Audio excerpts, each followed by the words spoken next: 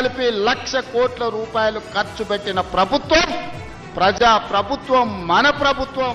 ఎవరు ఎన్ని గోల పెట్టినా, ధర్నాలు చేసినా, రోడ్డు మీద బండి దొల్లినా, తొడుక్కున్న బట్టలు చించుకున్నా 10 ఏళ్ళు మన ప్రభుత్వమే ఉంటుంది. నేను ఈ మాట చెప్పదలుచుకున్నా. వాళ్ళని చూడండి, వాళ్ళ మాటలు చూడండి. అసూయ, అక్కసు, కడుపు నిండా విషం కనిపిస్తుంది, అహంభావం కనిపిస్తుంది, బలుపు కనిపిస్తుంది మాటలలో.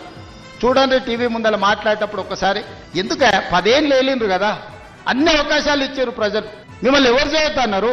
రైతు భరోసా ఇవ్వద్దన్నారా? లేకపోతే రైతుకు పండించిన పంటకు గిట్టుబాటు ధర ఇవ్వద్దన్నారా? రైతు రుణమాఫీ చేయొద్దన్నారా?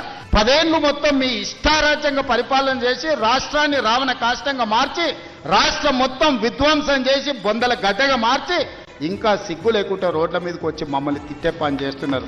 మీరు ఎన్ని తిడితే ఆ తిట్లన్నీ ఆశీర్వాదం కింద మారుతాయి. అందుకే వాళ్ళని పట్టించుకోవడం మానేసిన నేను పని చేస్తా, మీరు వాళ్ళ పని చూడండి అని తెలియజేస్తూ మీ అందరి దగ్గర